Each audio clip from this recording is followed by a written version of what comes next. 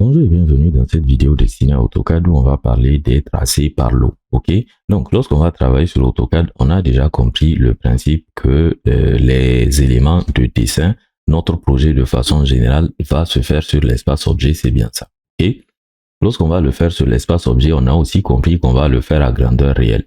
Entendez par là que cette fenêtre, si dans le projet réel, il fera par exemple 120 cm de largeur, sachez que ici on va le dessiner avec une largeur de 120 cm. Les échelles sur AutoCAD vont se gérer au niveau de ce qu'on appelait l'espace présentation. Ok, donc l'espace présentation en opposition à l'espace objet, on pourra faire varier, si vous voulez, on pourra faire varier ces échelles de sorte à faire les présentations de nos éléments. Ok, donc lorsqu'on va finir les présentations, là vous avez deux présentations. D'ailleurs celle-là je peux la supprimer, ou du moins en fait ce que je vais faire, je vais plutôt supprimer celle-là et je vais déplacer celle-là. Voilà, c'est parfait et je supprime le point là, merci. Donc ce que je vais faire ici, c'est que au niveau de ces deux présentations là, je peux aller les imprimer. Donc là on peut faire CTRL-P, on peut aller imprimer, on peut faire dessin, imprimer. Dans tous les cas, on a plusieurs façons d'imprimer ici sur AutoCAD.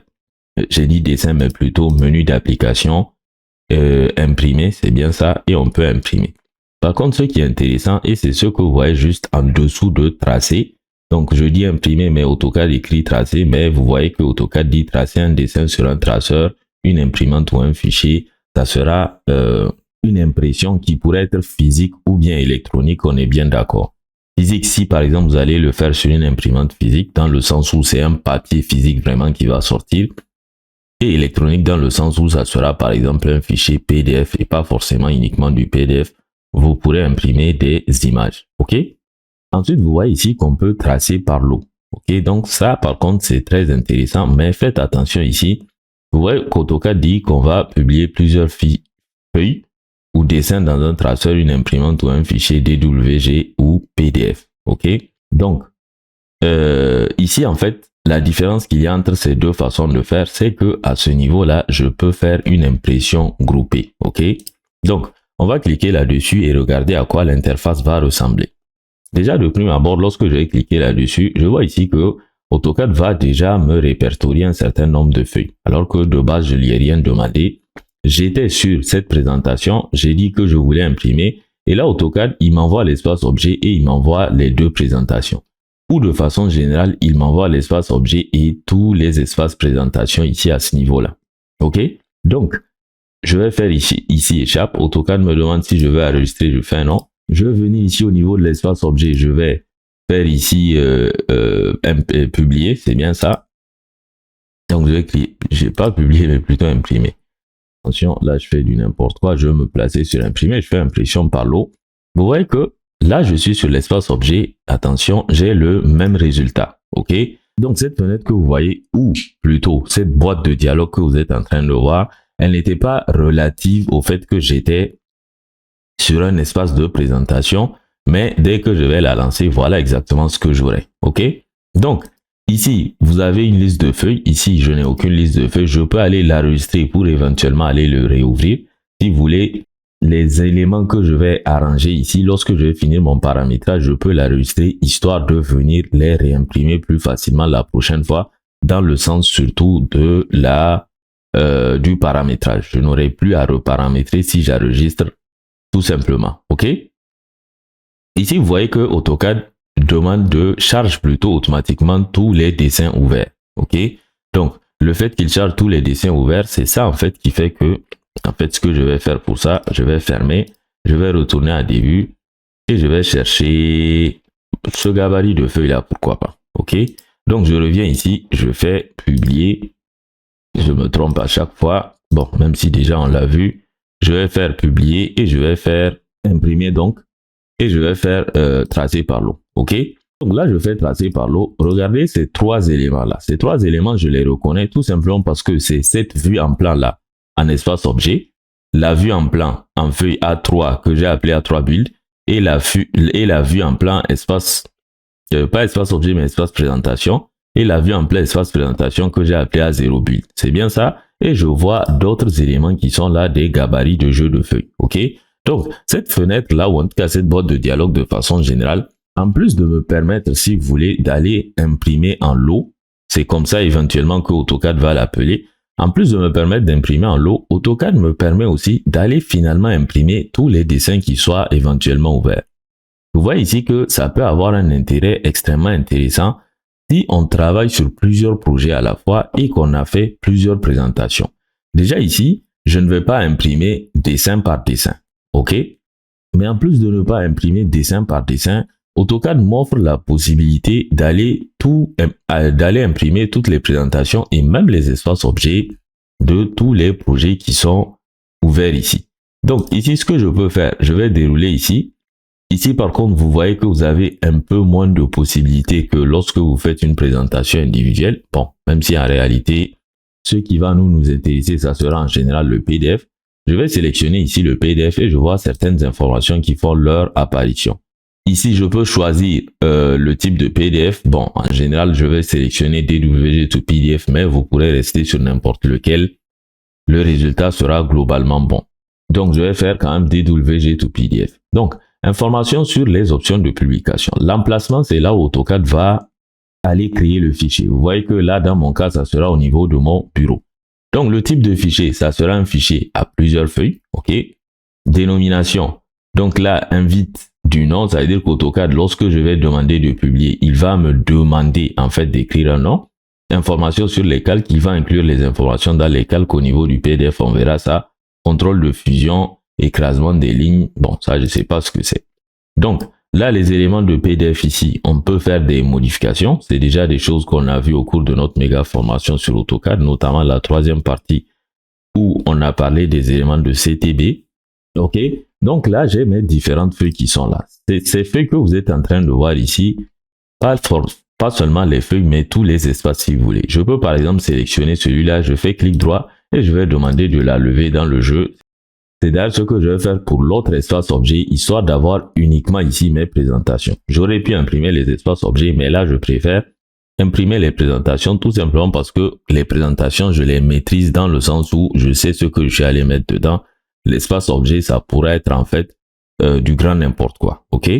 Donc là, j'ai les détails, une forme de résumé si vous voulez. Ok. Sur chaque feuille, lorsque je vais me placer sur chaque feuille, vous voyez que ces informations-là en fait vont aller varier. Ok. Je peux masquer les détails, mais personnellement, je ne vois aucun intérêt à faire cela. Donc ici, publier en arrière-plan, par contre, c'est très intéressant. Ça va vous permettre, lorsque vous publiez, de continuer à travailler sur votre projet éventuellement pendant qu'AutoCAD sera en train de faire la publication. Je précise ici que ce genre de tâche-là, on va le faire par exemple lorsqu'on a énormément de publications. Donc là, la création de ces éléments-là peut prendre un certain temps.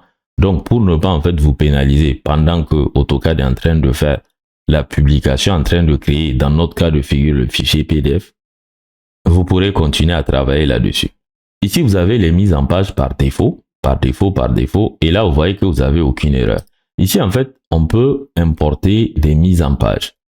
Donc, lorsqu'on importe des mises en page, qu'est-ce que ça signifie? Ça signifie tout simplement que pour celui-là en particulier, sa mise en page avec laquelle elle a été créée, je rappelle que celui-là que j'ai appelé vue en plan A3 bulle d'ingénierie, elle a sa propre mise en page. Donc, si je ne dis rien à AutoCAD, AutoCAD va conserver cette mise en page-là. Mais par contre, sachez que je peux aller importer et changer la mise en page en question.